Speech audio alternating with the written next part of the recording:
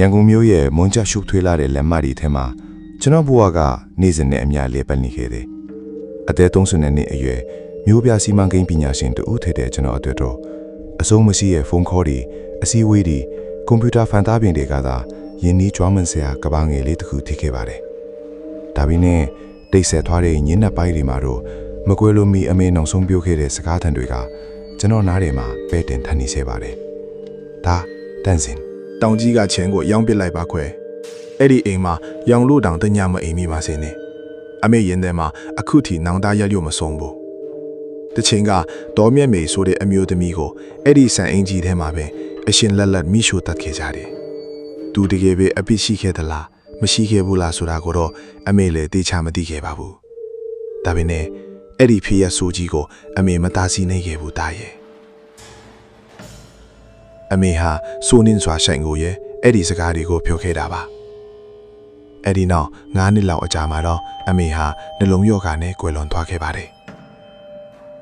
ဖေဖေကလည်းကျွန်တော်ငယ်ငယ်ကလေးကဆုံးပါသွားခဲ့တာမို့အခုတော့လောကကြီးထဲမှာကျွန်တော်တယောက်ထဲသာချန်နေခဲ့ပါတော့တယ်အမေပြောပြခဲ့တဲ့အဲ့ဒီလူဝချက်ကိုအလေးနဲ့ထားနားထောင်ခဲ့ပြီးမြဲတကယ်အကြောင်းရင်းမှန်ကိုတော့ကျွန်တော်တေချာနားမလည်ခဲ့ပါဘူး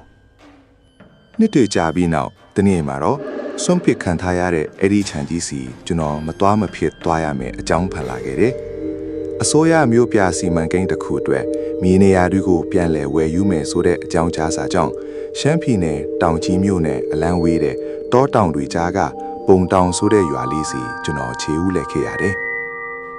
ရွာကိုခြေချလိုက်တာနဲ့တစုံတစ်ခုကမှားယွင်းနေတယ်လို့ခန်းစားလိုက်ရတယ်လမ်းတစ်လျှောက်မှာရွာသားတွေကကျွန်တော်ဟိုစင်ကာထူဆန်တဲ့အကြီးတွေနဲ့ဝိုင်းကြည့်နေကြတယ်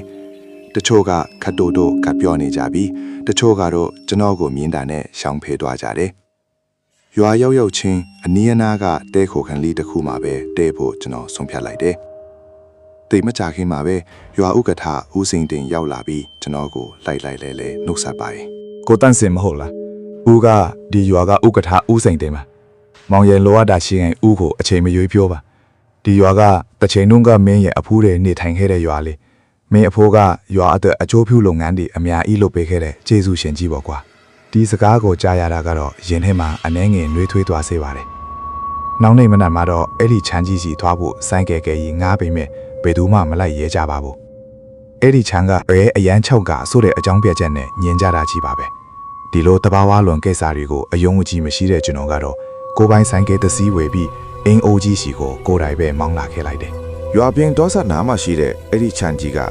ဧက20လောက်ကျယ်ဝန်းပါတယ်။ခြံအဝင်ဝါးကနေ3ကီလိုမီတာလောက်ဝင်သွားတဲ့အခါမှာတော့အုံဆိုင်နေတဲ့တပင်ကြီးတွေကြားမှာပုံကွယ်နေတဲ့ရှေးဟောက်ဆန်အင်ကြီးကိုတွေ့လိုက်ရတယ်။နှစ်ပေါင်များစွာကြာမြင့်နေပြီဖြစ်ပေမဲ့အုံနိုင်ရန်တချို့ကအတော်လေးခိုင်ခန့်နေသေးပါတယ်။ခြံဝင်တစ်ခုလုံးကတော့ရှင်းလင်းမဲ့သူမရှိလို့ချုံနယ်ပိုက်ပေါင်းတွေထူထပ်စွာပေါက်ရောက်နေပါတယ်။